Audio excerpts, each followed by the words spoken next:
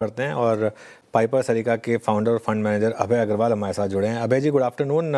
Last 3 दिन की rally को आप क्या कहेंगे? क्या एक नई रैली की शुरुआत, एक डिसबिलीफ सब तरफ, market heavily short, last bull converted into bear और उसके बाद की रैली, या फिर एक डाउन ट्रेंड में काउंटर ट्रेंड रैली? नहीं देखिए, अनुज, गुड आफ्टरनून। मुझे पहले भी लगा था, मैं सरप्राइज भी था कि ये जो हमारी सेलिंग कॉन्स्टेंटली हुई पिछले 3-4 महीने से, largely driven by FPI selling, तो उसकी वजह से मार्केट में जो प्रेशर था, मुझे लगा कि काफी ओवरसोल्ड मार्केट है। और इस तरह के सेलिंग मोमेंटम को एनालाइज करना या ये कहना कि कहाँ पे रुकेगा बड़ा मुश्किल होता है।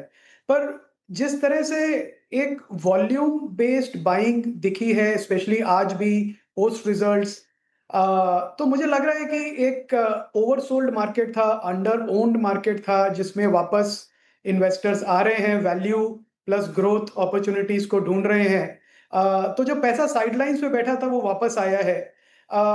पर इस रैली को सस्टेन करने के लिए, अनुज, वेदर वी लाइक इट और नॉट, फॉरेन फ्लोज की, एफपीआई फ्लोज की जरूरत है।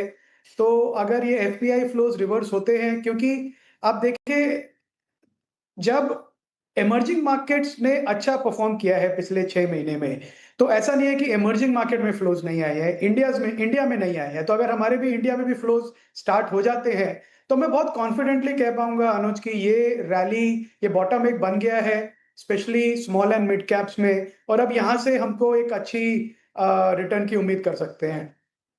ओके। तो आपने बहुत इंटरेस्टिंग बात कही कि स्मॉल और मिड कैप में सबसे ज़्यादा पेन है। कोई पर्टिकुलर थीम जो आपको अच्छी लग रही है स्मॉल और मिड कैप्स में? जी, अनुज, थीम बहुत क्लियर है इस समय, क्योंकि मैंने देखा है कि हर 4-5 साल के बाद एक साल ऐसे आता है कि जो स्मिड, जिसको कहते हैं small and mid cap zone, जो है वो काफी प्रेशर लेता है। वैल्यूएशन का जो फ्रॉथ होता है बहुत शार्पली रिवाइंड होता है, वैल्यूएशंस रीएडजस्ट होते हैं, ग्रोथ एनालिसिस ज्यादा डीपली होता है। तो अभी जो मुझे लगता है कि growth at reasonable price across sectors जो है, वो प्राइमरी थीम है, कि जहां पे आपको एक सॉलिड ग्रोथ दिख रहा है अगले 4-5 साल का, 20-30% का एनुअल ग्रोथ। और ऐसे एनवायरनमेंट में जहां की प्राइस में ऑलरेडी 30-40% करेक्शन हो चुका है, तो आपका जो फॉरवर्ड पी मल्टीपल है वो 30 के आसपास आ गया है। I think those are brilliant opportunities, Anuj. और ये मैं सेक्टर वाइड अक्रॉस देख पा रहा हूं। जैसे जहां भी अच्छे रिजल्ट्स आ रहे हैं, आज हमारे एक मॉडल पोर्टफोलियो में कंपनी है शारदा क्रॉप केम, उसके रिजल्ट आए और इमीडिएटली मार्केट ने उसको रिएक्ट किया पॉजिटिवली, क्योंकि ये स्टॉक भी प्रेशर में था। काफी एग्जिट्स हुए थे। तो I think rather than sector specific, मेरे को लगता है कि जहां पे इन्वेस्टर्स को ग्रोथ एट रीजनेबल प्राइस मिल रहा है, आई थिंक वो बहुत अच्छी अपॉर्चुनिटी है इन्वेस्टर्स के लिए इस समय। अच्छा अभय जी, नमस्कार। वीरेंद्र बोल रहा हूँ। बहुत सारी स्क्रिप्ट्स में, जैसे कि आपने शारदा कॉपकैम का जिक्र किया, इट्स 989, बहुत स्ट्रॉन्ग रिएक्शन। कल ऐसे ही बातों बातों में श्रेया ने कार ट्रेड का जिक्र किया, और उससे पूछा भी प्रश्न उस पर, ये थोड़ा सा सिंक हो रहा था। ये ईयू डील और इनफैक्ट आई थिंक जो स्पेशली डील के बाद से जो क्रैक आया था इस स्टॉक में, आप लोगों ने क्या व्यू लिया, क्या सेंस बनाया इस स्टॉक पे, और आपकी होल्डिंग में अभी भी रहेगा कमिटेड ये स्टॉक? जी, वीरेंद्र, मैं स्टॉक का नाम मिस कर दिया। आप कौन से स्टॉक की बात कर रहे हैं? Car trade, car trade, car trade, car trade. नहीं, कार ट्रेड डेफिनेटली रहेगा, बिकॉज ये कार ट्रेड एक ओईएम एग्नोस्टिक प्ले है। और अगेन, कार ट्रेड के रिजल्ट्स बहुत अच्छे थे, वीरेंद्र, जो आपने भी देखे। पर एक टेक्निकल रिएक्शन मिड और स्मॉल कैप पे क्या होता है इन्वेस्टर्स का, एक दिन में कहना बहुत मुश्किल हो जाता है। अब कल सेल ऑफ हुआ, आज रिकवरी है। मुझे लगता है कि ये एक बहुत लंबे समय की थीम है, जहां पे क्लियरली ग्रोथ विजिबल है। इसको कोई फर्क नहीं पड़ता कि टाटा है या वॉल्वो है या महिंद्रा की गाड़ी है, मारुति या hyundai है। ये अक्रॉस द बोर्ड प्लेटफॉर्म है, जो सारे ओईएम्स के लिए लीड जनरेट करता है, सारे ओईएम्स यूज करते हैं इसको। प्लस इनका जो एक प्रोडक्ट है ओएलएक्स, वो 90% मार्केट शेयर है उसका ऑनलाइन क्लासिफाइड्स और ऑनलाइन प्रोडक्ट सेलिंग में। तो आई थिंक और हाईली प्रॉफिटेबल कंपनी है, 1000-1200 करोड़ का कैश है। तो अगर किसी भी पर्सपेक्टिव से देखें, सो एज लॉन्ग एज देश में गाड़ियां नई बिक रही हैं और पुरानी ट्रेड हो रही हैं, कार्टरेज जैसी कंपनी हमेशा प्रॉफिट बनाती रहेगी। सो आई थिंक ये टेक्निकल करेक्शंस हैं और हमें जहां मौका मिलता है हम अपना एलोकेशन बढ़ा सके तो डेफिनेटली उसको यूज करते हैं वीरेंद्र। ओके, ऑप्टिमिस्टिक हैं आप अभय अग्रवाल जी का ट्रेड को लेकर। अभी भी स्टॉक अच्छा परफॉर्म भी कर रहा है। गुड आफ्टरनून आपको। अच्छा, इसी प्रश्न को मैं थोड़ा और कंसंट्रेट कर दूं। इंडिया ईयू की डील के बाद हमने देखा ऑटो स्पेस में स्पेशली 2 काउंटर्स काफ़ी टूटे सर, एक महिंद्रा और मारुति सुजुकी। क्या डर जो सता रहा है बाजार को, क्या सच में वो कायम रहेगा? और अब इस डील के बाद, पोस्ट दिस डील, आपका ऑटो स्पेस पर क्या व्यू है? जी देखिए, डील जो है ये एक काफी लंबा समय लेगी प्ले आउट करने के लिए और आई थिंक आपके चैनल पे भी काफी इसका डिस्कशन हो चुका है। तो मुझे नहीं लगता कि कोई नियर टर्म इमीडिएट इम्पैक्ट है। हमारी जो ओईएम्स हैं, चाहे वो टाटा हो या महिंद्रा हो या मारुति हो, उसको कोई फर्क पड़ेगा। आई थिंक जो हमारे ओईएम्स के चैलेंज इस समय जो उभर के आ रहे हैं वो है कमोडिटी प्राइस हाइक का, क्योंकि अभी भी 60-70% कमोडिटी का कंट्रीब्यूशन होता है रॉ मटेरियल कॉस्ट में व्हीकल्स की। तो अगर स्टील के प्राइसेस बढ़ रहे हैं, कॉपर प्राइस बढ़ रहे हैं, एल्यूमिनियम प्राइस बढ़ रहे हैं जो अब मल्टी ईयर हाइज पे आ गए हैं, तो उसको कैसे एब्जॉर्ब करेंगी ये कंपनीज और उसको कैसे पास ऑन करेंगी, और पास ऑन करेंगे तो क्या प्राइस इलास्टिसिटी है।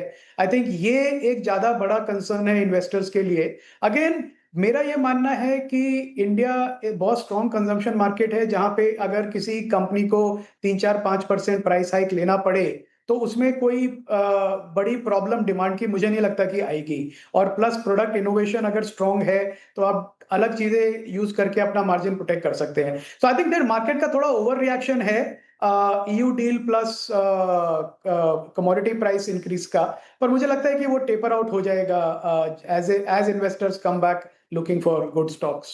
नहीं, ये बात आपकी बिल्कुल सही है। कमोडिटीज़ अगर इसी तरीके से बढ़ती रही तो दिक्कत आएगी। एशियन पेंट्स पर आपका क्या रिएक्शन, क्या व्यू रहेगा अब अभय जी? क्या एक ऐसा स्टॉक जिसने इतने क्वार्टर्स तक सताया, पिछले क्वार्टर में लगा कि चलिए सब ठीक हो गया, स्टॉक ऑलमोस्ट 52 वीक हाई तक चला गया, लेकिन बैक टू स्क्वायर वन? जी अनुज, अगेन मेरा कोई बाय या सेल रिकमेंडेशन नहीं है और ये हमारे मॉडल पोर्टफोलियो में है नहीं। स्टॉक पर ऑब्वियसली देखते हैं। आई थिंक प्रॉब्लम इसमें सिर्फ यही है जो मैंने पहले कहा अनुज की, एक जब मार्केट करेक्शन के मोड में होता है तब वैल्यूएशंस बहुत इंपॉर्टेंट हो जाती हैं। अगर तेजी का मार्केट है तो वैल्यूएशन लोग इग्नोर कर देते हैं। तो अभी भी ये कहना कि आप एक पेंट स्टॉक को, बहुत अच्छी कंपनी है, पर आप 60-65 टाइम का मल्टीपल देंगे, इन्वेस्टर्स ये सोचते हैं कि मेरे को फिर क्या दूसरी अपॉर्चुनिटीज हैं, और इस तरह के मार्केट में दूसरी अपॉर्चुनिटीज हैं which are much better priced. So मुझे लगता है कि एशियन पेंट्स की प्रॉब्लम फंडामेंटल नहीं है, ग्रोथ में, डिमांड में, प्रोडक्ट में कोई प्रॉब्लम नहीं है। प्रॉब्लम सिर्फ ये है कि जो ग्रोथ उनका है अभी वो वैल्यूएशन को जस्टिफाई नहीं कर पा रहा है। तो I think that is why stock थोड़ा प्रेशर में है और मुझे लगता है रहेगा जब तक वो ग्रोथ कर्व पे वापस नहीं आते हैं। अच्छा अभय जी, अगर आप स्टॉक्स का नाम लेने में कंफर्टेबल हो जिसको आपने अपने पोर्टफोलियो में पीएमएस में इंक्लूड किया हो, anything bought in defence, railway, या फिर अपने प्रश्न को थोड़ा सा वाइड कर दूं, मेरे ख्याल से हालांकि आप इस मापदंड पर जाते नहीं हैं, but still PSUs? Ji PSUs में हमने डायरेक्टली स्टॉक एक्सपोजर नहीं लिया है, पर थ्रू एन ईटीएफ हमारा थोड़ा एक्सपोजर है उसमें, सीपीएससी ईटीएफ के थ्रू। दूसरा जो आपने पूछा, स्टॉक जो हमने ऐड किया है अभी लास्ट रीबैलेंस में, हमने एक छोटी कंपनी है जो काफी अच्छा काम कर रहे हैं, उनका रिजल्ट भी आया कल, एसजीएस एंटरप्राइजेस करके, ऑटो कंपोनेंट भी नहीं, ऑटो एंसिलरी कह सकते हैं उसको। वो उसको हमने ऐड किया है अपने पोर्टफोलियो में, मॉडल पोर्टफोलियो में। अगेन मेरी बाय और सेल रिकमेंडेशन नहीं है, पर हमें जो थीम है कि कंज्यूमर्स जो हैं अब वो चाहते हैं कि प्रोडक्ट ना सिर्फ अच्छा करे बट अच्छा दिखे, और डिजाइन पे बहुत इनोवेशन हो रही है और ये कंपनी लीडर है डिजाइन इनोवेशन में, और अब कंज्यूमर ड्यूरेबल्स में भी जा रहे हैं, सिर्फ ऑटो सेक्टर तक सीमित नहीं है। प्रॉफिटेबल कंपनी है, अच्छा मार्जिन बनाते हैं, 28% 29% का EBITDA मार्जिन है। तो हर तरह से कंपनी हमें अच्छी लगी तो हमने उसको ऐड किया है वीरेंद्र पिछले रीबैलेंस में। ओके, अभय अग्रवाल जी, अर्निंग्स को लेकर मेरा सवाल आपसे प्राइवेट बैंकिंग स्पेस को लेकर है। हमने ICICI, HDFC bank, IndusInd bank, Kotak Mahindra bank, दिग्गजों के नंबर देखे, फिर रिएक्शन भी देखा मार्केट पर उसका।